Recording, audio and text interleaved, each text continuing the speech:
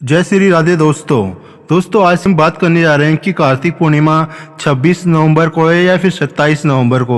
साथ ही शुभ मुहूर्त के बारे में भी बात करने वाले हैं। दोस्तों कार्तिक पूर्णिमा को बहुत ही ज़्यादा महत्वपूर्ण माना जाता है। कार्तिक पूर्णिमा के दिन श्री हरि भगवान विष्णु जी मत्स्य अवतार में जल में निवास करते हैं। ऐसे में जो लोग इस दिन गंगा स्नान करते हैं उन्हें अमृत के समान गुण मिलते हैं। इस दिन स्नान, सत्य व्रत, विष्णु और माता लक्ष्मी जी की पूजा और साथ खास करके दान का वो खास महत्व होता है। वैसे तो कार्तिक पूर्णिमा पर देव दिवाली मनाते हैं, लेकिन इस बार पंचांग भेद के कारण दोनों पर्व अलग अलग दिन मनाए जाएंगे।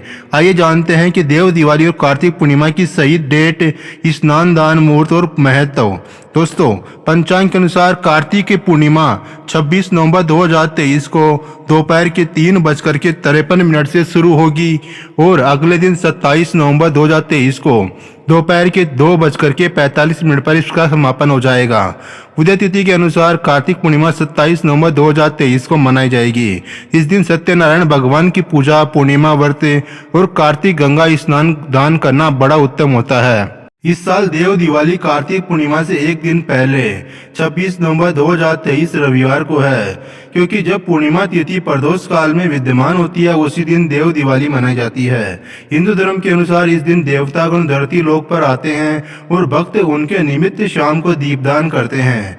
इसी रात को लक्ष्मी पूजा भी की जाएगी और चंद्रमा को ऐश्वर्य भी दिया जाएगा। कार्तिक पूर्णिमा 2023 का शुभ मुहूर्त, पूर्णिमा स्नान सुबह के 5:05 से सुबह के 5:58 तक पूर्णिमा स्नान कर सकते हैं। सत्यनारायण व्रत पूजा सुबह के 9:30 से सुबह के 10:49 तक कर सकते हैं। प्रदोष काल यानी कि दीपदान करने का शुभ समय है शाम के 5:24 से रात के 7:05 तक कर सकते हैं। चंद्रमा पूजा शाम के 4:29 से कर सकते हैं। लक्ष्मी पूजा 26 नवंबर रात को 11:41 से 12:27 तक कर सकते हैं। दोस्तों कार्तिक पूर्णिमा स्नान का महत्व। धार्मिक मान्यता के अनुसार कार्तिक पूर्णिमा पर गंगा नदी में स्नान करने से 1000 बार गंगा स्नान करने के समान फल मिलता है। व्यक्ति के जन्मों के पाप धुल जाते हैं, उसे आरोग्य की प्राप्ति होती है। इस दिन गंगा किनारे अन्न, धन, वस्त्र, गर्म कपड़े का दान करने से माता लक्ष्मी बहुत ही जल्दी प्रसन्न हो जाती है। देव दीपावली अधर्म पर धर्म की जीत का प्रतीक है। मान्यता के अनुसार कार्तिक पूर्णिमा तिथि पर भगवान शिव ने त्रिपुरासुर नामक राक्षस का वध किया था। उसके वध से प्रसन्न होकर के सभी देव और देवता काशी नगरी पहुंचे। वहां पर गंगा स्नान के बाद दीप जलाए और भगवान शिव जी की उपासना की थी।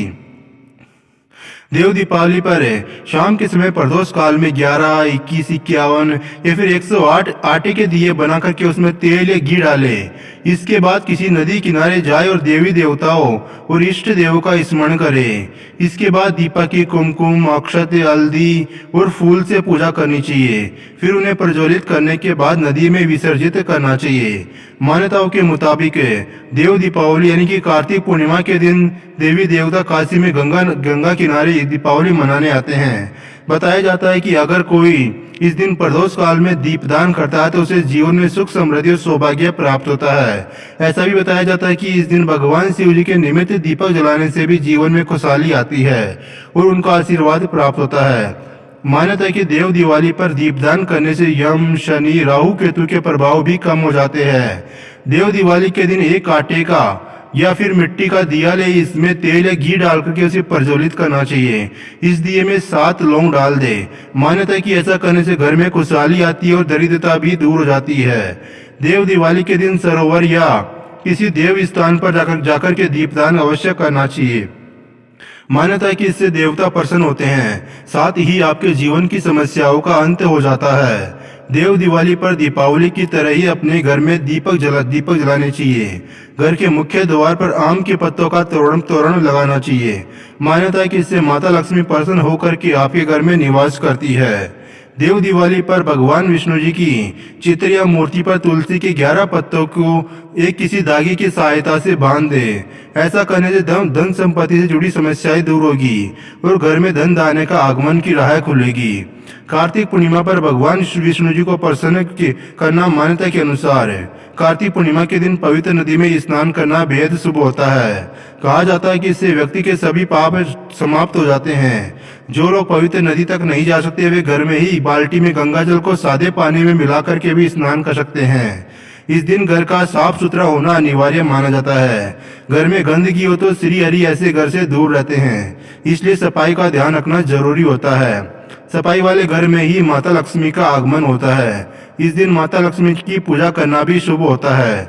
माता लक्ष्मी और तुलसी माता की पूजा की जा सकती है। कार्तिक पूर्णिमा पर दान का विशेष महत्व होता है। इस दिन गरीबों और जरूरतमंद लोगों को दान करने पर शुभ फलों की प्राप्ति होती है। धार्मिक मान्यता के अनुसार पूर्णिमा के दिन शाम के समय दीपक जलाना और दीपदान करना शुभ होता है। ऐसे में दिए जलाने पर विशेष लाभ भी मिलता है। भगवान विष्णु जी को प्रसन्न करने के लिए कुछ बातों का विशेष रूप से ध्यान रखना चाहिए। इस दिन तुलसी के पत्ते तोड़ने से परहेज करना चाहिए। तुलसी के पत्ते तोड़ने पर भगवान विष्णु जी क्रोधित हो जाते हैं। शराब और मांसाहार का सेवन करने से बचना चाहिए।